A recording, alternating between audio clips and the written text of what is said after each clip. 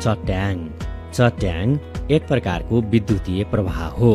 आकाशमा विपरीत दिशाका बादलहरू तीव्र गतिमा जुधेपछि त्यहाँ ठूलो आवाजका साथ करेन्ट उत्पन्न हुन्छ र त्यसबाट आगोको मुस्लो जस्तो झिल्को निस्कन्छ। यसलाई बिजुली चम्केको भन्ने गरिन्छ। चट्याङ पर्दा अत्यन्त धेरै मात्रामा करेन्ट उत्पन्न हुने भएकाले यस्तो बिजुलीको मात्रा कहिलेकाहीँ आकाशबाट जमिनतिर केन्द्रित भई प्रभावित हुने बेला यसको संसर्गमा आउने कुराहरूलाई क्षति पुर्याउँछ। चट्याङको पूर्व तयारीका उपायहरू। अर्थिङले बिजुली चम्कँदा निस्केको करेन्ट र घरको करेन्टलाई जोडिन दिँदैन।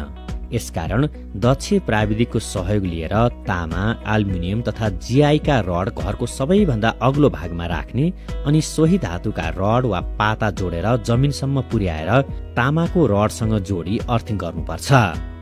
घर तथा भवनहरू बनाउँदा अग्ला रुख, टावर र बिजुलीको लाइनबाट सकेसम्म टाढा बनाउने र घरमा जडित विद्युतीय वायरिङ र सामग्री पनि बेला बेलामा जाँच गरी सुरक्षित गर्नुपर्छ। चट्याङको समयमा घर बाहिर हुँदा चट्याङले अग्ला रुख, बिजुलीका तार, पोल, पोखरी र नदीमा सजिलै समात्न सक्ने भएकाले यसको नजिक नजाने। धातुका पर्खाल, गेट तथा पाइप नजिक नबस्ने। बरु खुल्ला ठाउँमा भए शरीरलाई सानो बनाएर टुक्रुक्क भुइँमा कुर्कुच्चा जोडेर बसी दुवै हातले कान थुन्नुपर्छ। बिजुली चम्केको समयमा खुला तथा पानी परेको स्थानमा नबस्ने। नदी तथा खोला नतर्ने, पौडी नखेल्ने र पानीको धारामा सिधै ननुहाउने र विद्युतीय उपकरणको प्रयोग नगर्ने। सकेसम्म चट्याङ परेको बेला घरभित्रै झ्यालढोका बन्द गरेर सुरक्षित तरिकाले बस्ने।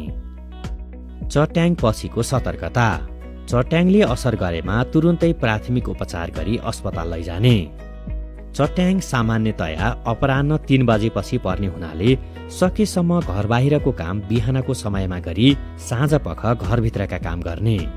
क्षतिको मूल्याङ्कन र पुनर्स्थापनाको काम गर्दा अपाङ्गता भएका व्यक्ति, गर्भवती, बालबालिका, ज्येष्ठ नागरिक, अशक्तता र महिलालाई प्राथमिकता दिने।